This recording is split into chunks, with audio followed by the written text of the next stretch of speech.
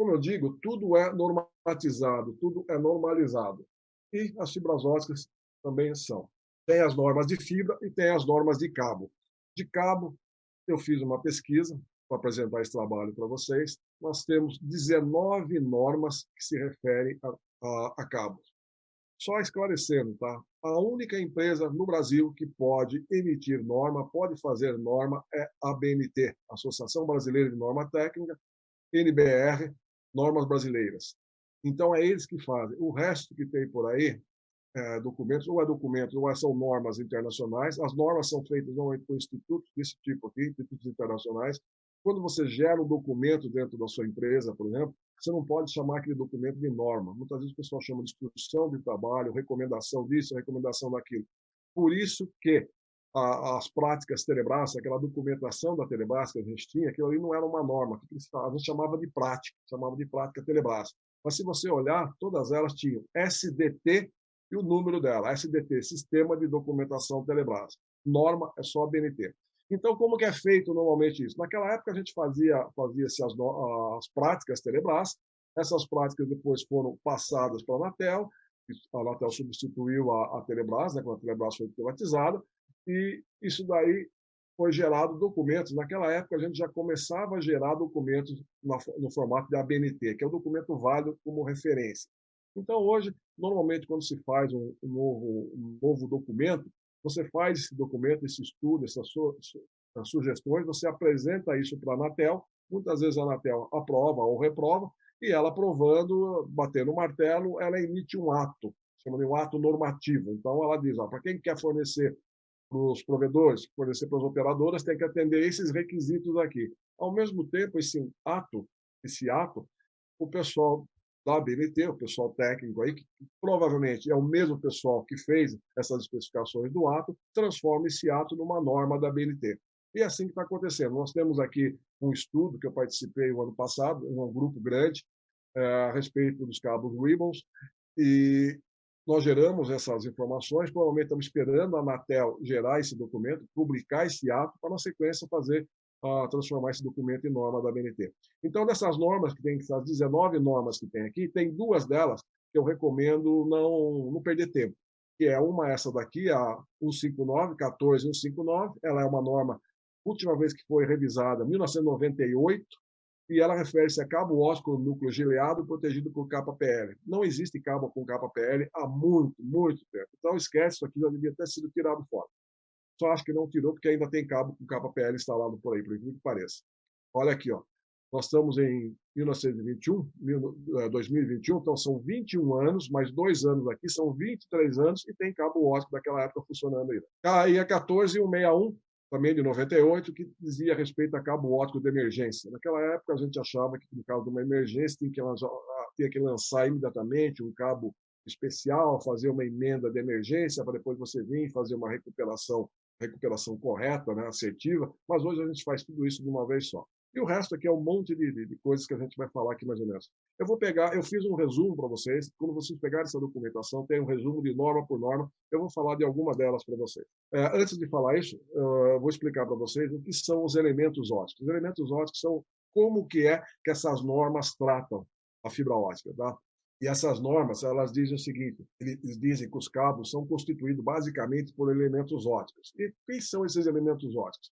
Primeiramente, você tem a fibra com acrilato. A fibra não é ver, é revestimento, está invertido aqui. Aqui é revestimento primário em acrilato, 250 microns. E a fibra como ela nasce, tá?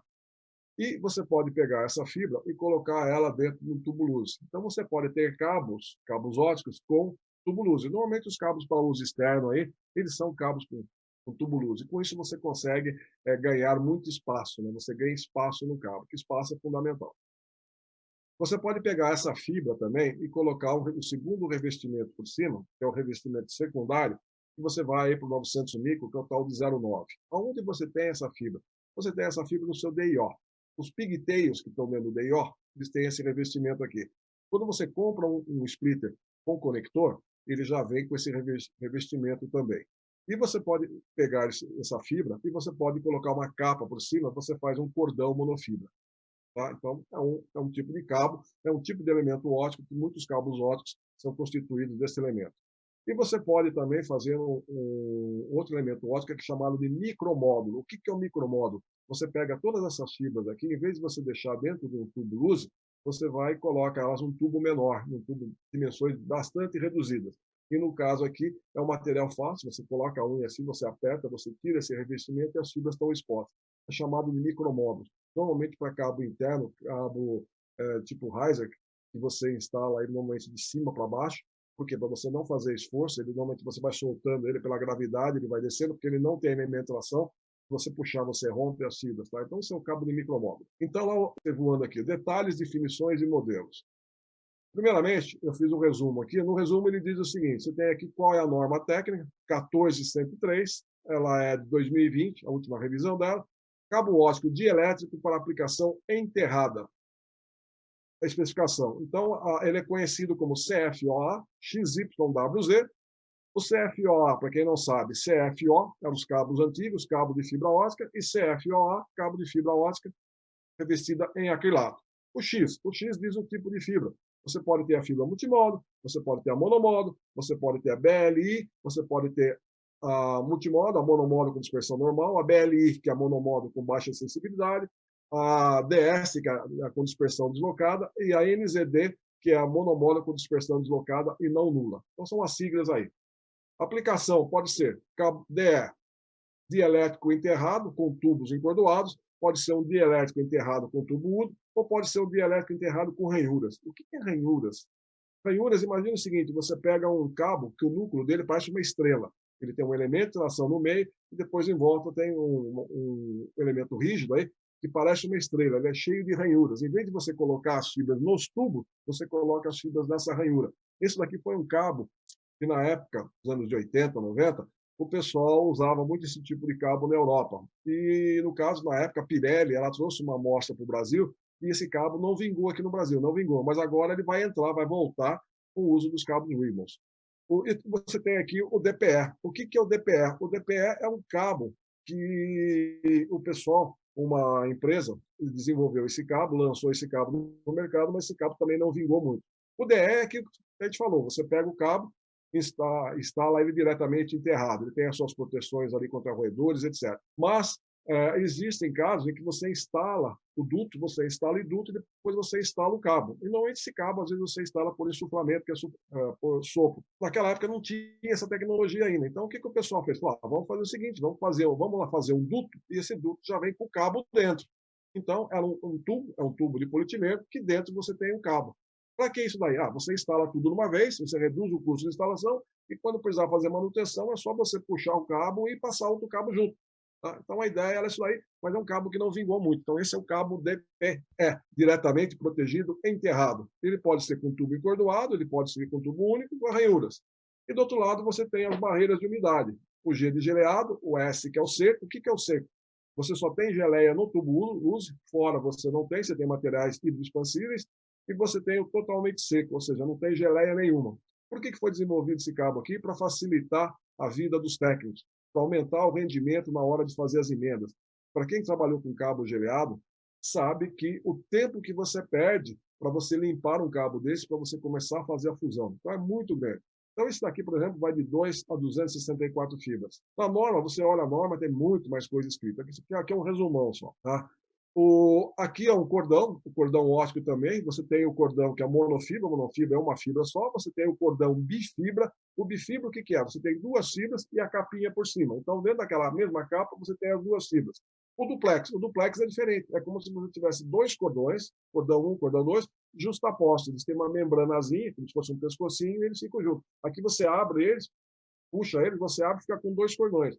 O monofibra, se você pegar e abrir ele, você vai ficar com duas fibras com 0,90, tá? Então não é interessante. E o multifibra é um mini cabo, você tem uma capa com vários cordõezinhos ali dentro.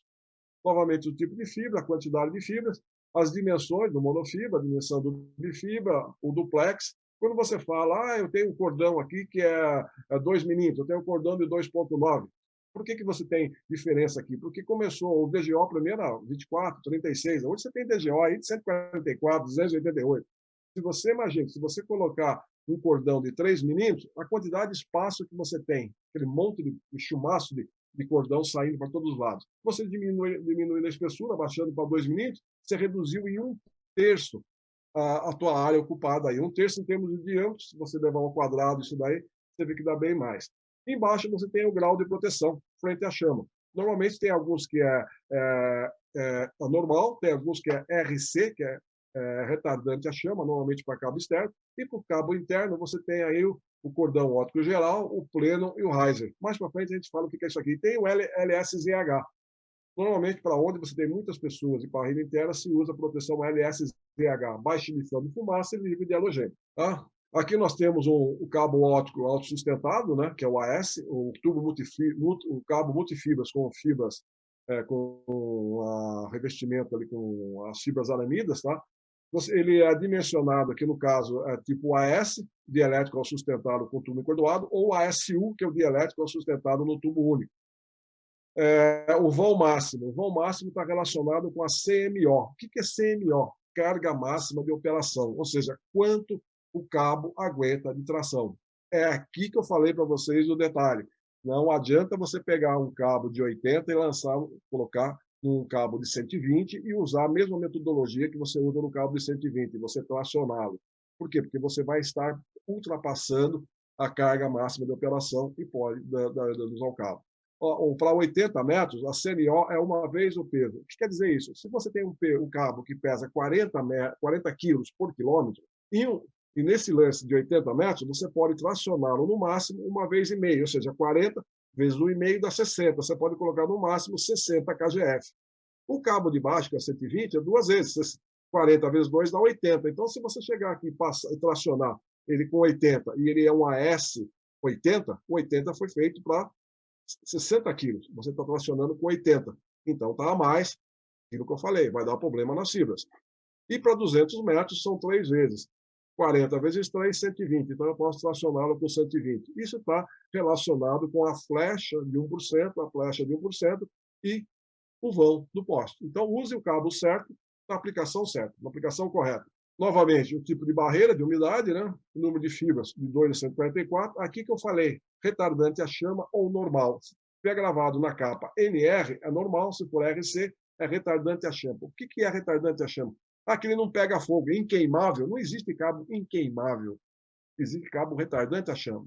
Você está com o cabo aqui, você tem uma chama aqui embaixo, ele vai queimando, ele vai queimando. Acabou a chama aqui, o cabo para, ele se auto-extingue, ele não dá continuidade. Isso que é retardante à chama. Não é aquele que você mete fogo aqui, o cabo não pega fogo. Não existe cabo inqueimável. Todo cabo queima. Outra coisa, com relação à capa do cabo. Muitas vezes você tem os tubos ali, os tubos reunidos, né? Tem o elemento central, os tubinhos em roda. Por cima aqui você coloca uma capa. Você faz a colocação de uma capa. Em cima dessa capa você coloca as suas fibras aramidas, que é o Kevlar, para dar alimentação. E por cima você coloca uma segunda capa. Então a gente tem uma capa interna e uma capa externa. Então, nesse caso, eu tenho alguns fabricantes que colocam essa nomenclatura KP e PKP. KP quer dizer que a capa simples é uma capa só, normalmente é a capa do lado de fora, a capa externa, e o PKP é uma capa dupla, ou seja, tem uma capa externa e uma capa interna, e o sanduíche ali no meio, o recheio do sanduíche é a fibra aramida com elemento de tração. Tranquilo? Aqui o 18. O 18 aqui é o cabo dielétrico para aplicação subterrânea, induto e aéreo espinado. Tá? Ele é DD ou DDU, DD que é diretamente induto, DDU diretamente induto com tubo único. Tá? Normalmente aqui, como a gente falou, é RC ou NR, KP ou PKP. Aqui nós temos o cabo interno. O cabo interno tem os tipos de fibra, normalmente, CFOI, ó, que mudou, aqui é CFOI, cabo de fibra ótica interna, não é mais CFOA, CFOI, ou como o pessoal fala, CFOI. Ele pode ser formado por cordões monofibra, ou seja, você tem vários cordõezinhos ali, cordão. Você pode colocar por cordões multifibra. Lembra que eu falei lá do cordão que tinha várias fibras dentro? Várias fibras com um revestimento só. Você pode ter isso aí. Ele pode ser por elementos ópticos. Elementos ópticos aqui, no caso, seria aqueles micromódulos, mais ou menos. Ele pode ser formado por unidade básica. Imagine que você tem várias fibras dentro de um tubo, ou você pode ter um tubo só com várias fibras dentro. Então, é a formação do cabo, é o jeitão do cabo, é a cara do cabo. E aqui você tem também. Ele pode ser COG, COP ou COR. E, normalmente, um detalhe aqui que a capa externa ela é na cor azul, tá? Para você dizer que é um cabo óptico para uso interno.